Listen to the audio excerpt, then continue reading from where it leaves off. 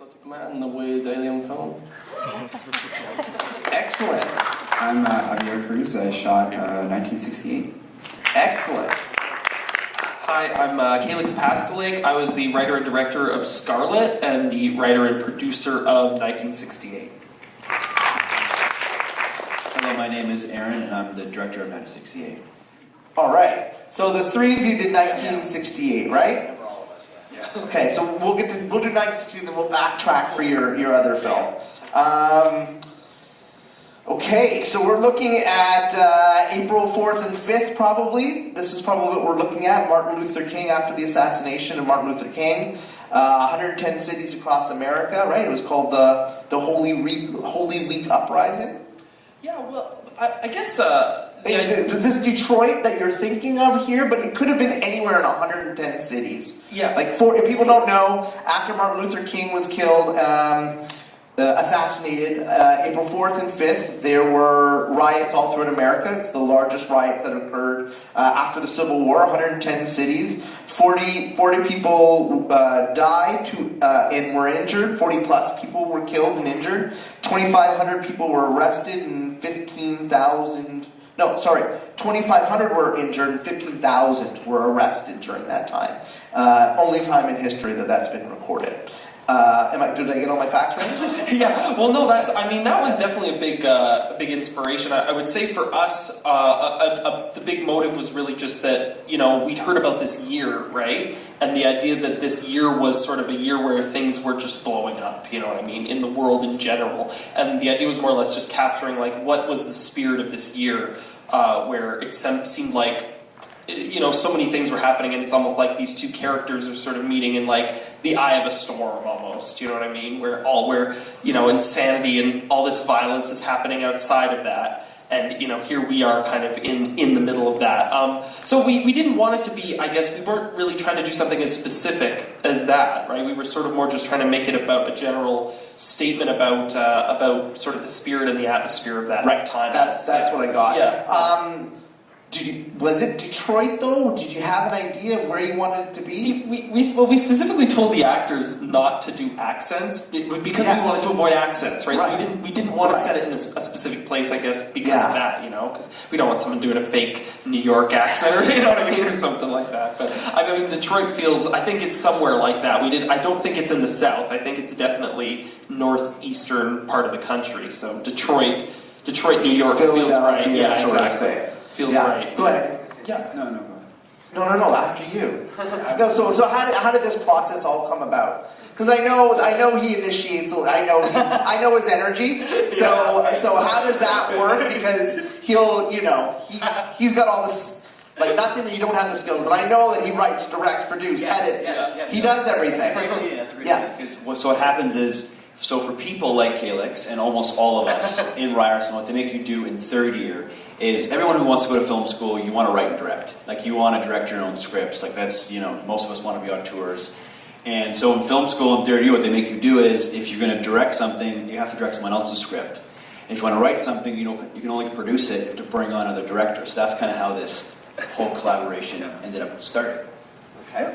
Yeah. So essentially all the writers come up in front of the school and the class and they pitch their scripts, and then cinematographers and directors can gain interest in seeing if it's something that they would want to do. So it's kind of like they have to sell it, really. Sure. And so he had a pitch with a video and... Who had the pitch? You had the pitch. He had a pitch, yeah. Yeah, so he went up there with a very energetic... And then he pitched you guys. Yes, but he pitched it to everyone, the entire... Sure. The entire year. Yeah, and sure. then we gained interest. And then so you're the one that picked up that pitch, and then you brought him in? Is that how that worked? I brought Javier in because we'd done some work together before that. Yeah. Okay, so that led to my next thing. You have worked together before. Well, okay. Yeah. Before that, Javier had been... the thing is, since then, we've worked together more, I would say, actually. Javier had been an AC on a couple of my things, like first assistant camera, and then Aaron, I guess, we just done kind of similar stuff. He'd just been, crew, camera department kind of stuff. Yeah. And I also would say, too, is in the original script, it just begins inside the garage. And so there is no riot. And so, that was another thing that happened where we had the whole crew together, had a script together, and I had this vision of, well, I don't want to shy away from throwing the audience into these characters' headspaces. So I was like, let's do a riot. And that took a lot of convincing to a crew that already signed on to do a script that was going to be pretty straightforward. And then saying that we're going to do a riot sequence, it took some time to convincing, but thanks for the support, we made it happen.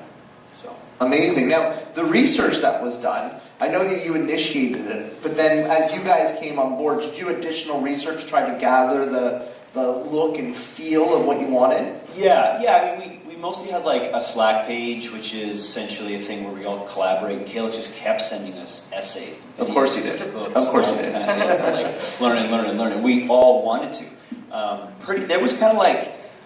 There was kind of 4 of us who ended up taking on the script. And all the stuff that we learned and all the things that it was Javier and then our Melina, our production designer.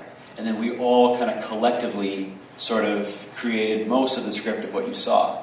So it was I should shout out, we should shout out Melina because she was like the production designer and the wardrobe designer and stuff, so she did a lot of the work into getting sort of period accurate costumes and she got the car and she got all the kind of dress the whole area to make that feel accurate, so. And, it's a bit of a broad stroke of what did happen. And so it allows people, once they leave the theater or finish watching the film, to sort of discuss, like, what do you think happened after this portion of it. So I think we value engaging, I think it's a dream of us, a lot of us, is that once you leave watching the picture, that it stays with you and you can kind of create and project what you think and would want to happen next. And then with the visual style,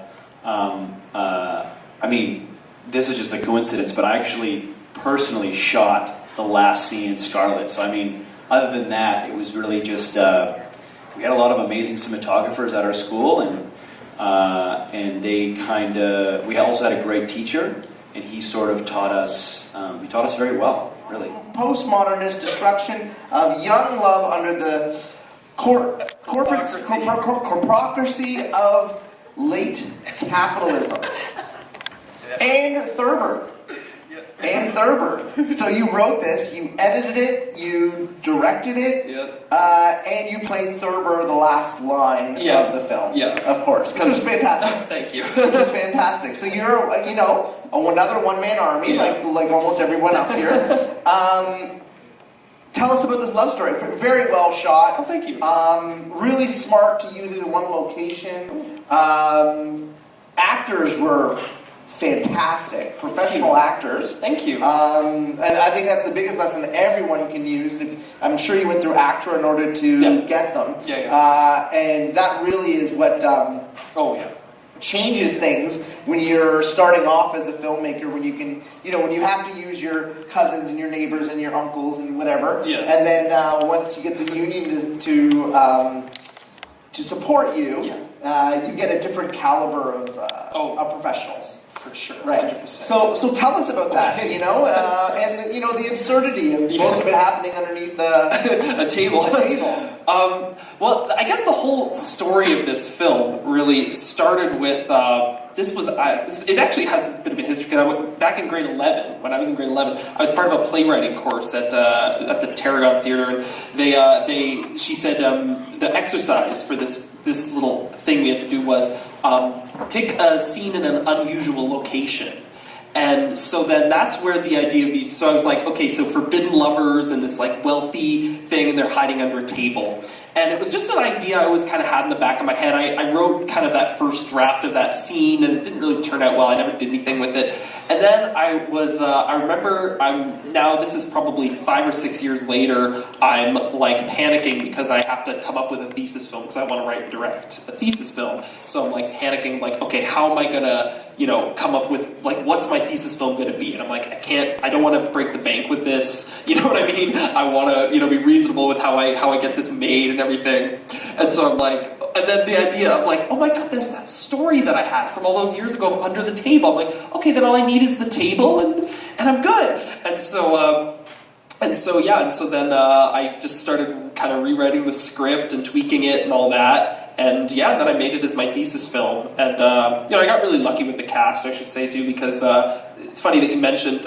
Richard is someone who I went to high school with, the lead actor in that, and he's a really close friend of mine. So he's someone who I sort of got, but the other actors I just went out and cast with, and they're very talented as well. So you can tell. There's you went through a casting process and all the professional things that you need to do in order to get her done.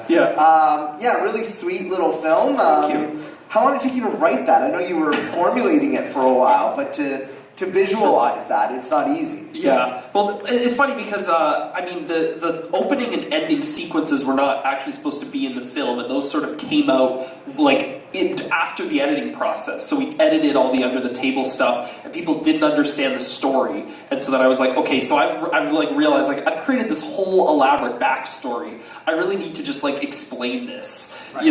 So like a 1930s show reel, press thing. It's actually, directly inspired by The Third Man, the Carol Reed film, was that opening, was 100%. I was thinking about The Third Man, and then I'm okay, I'm basically just gonna do it like that. Because I love the editing in that, and I love the pace, and the voiceover in that is hilarious, of this debonair, scoundrel character, that I sort of just, put the Pendleton character I'd already created into that voiceover, basically. So I guess the writing process of it was, we were working with our professors with the thesis films. They really did take a quite hands-on approach with that. So it was a lot of meetings with them. The first draft was maybe a day or so, but then working with them was probably about a 2-month process to get the script where it was. But the ironic part of that is that the opening and the ending were banged out, in probably a day, of just panic, I gotta figure this out, how do I do this, Right. Yeah. So when you say your professors help you, how do they assist you in fleshing it out? It was just a lot of meetings, really, just a lot of script meetings where I think in Ryerson, I found, Aaron could probably agree to this, that they're really focused on structure. I found they were really focused on, okay, well, you've got this thing under the table, but what do the characters want? What are the goals that they're after? Really kind of working on okay, how do we, what are the wants and what are the desires of these characters, and how do they work towards getting those desires? And with this particular film, I think it was a little more difficult, a little more vague maybe, because it's really is, when you're working with such a tight space, it's it's not as simple as, the kid wants the cookies on the top and he can't reach, or, something simple like that. It's gotta be okay, so it's maybe more abstract about what they want and how their, I guess, objectives change and shift. But that's sort of what I like about the piece, too, is that it really does sort of feel like a one-act play, was what I most wanted to do with that. I think you achieved that. Thank you. Great job. Thank you. Great job. Thanks. Give these guys an applause.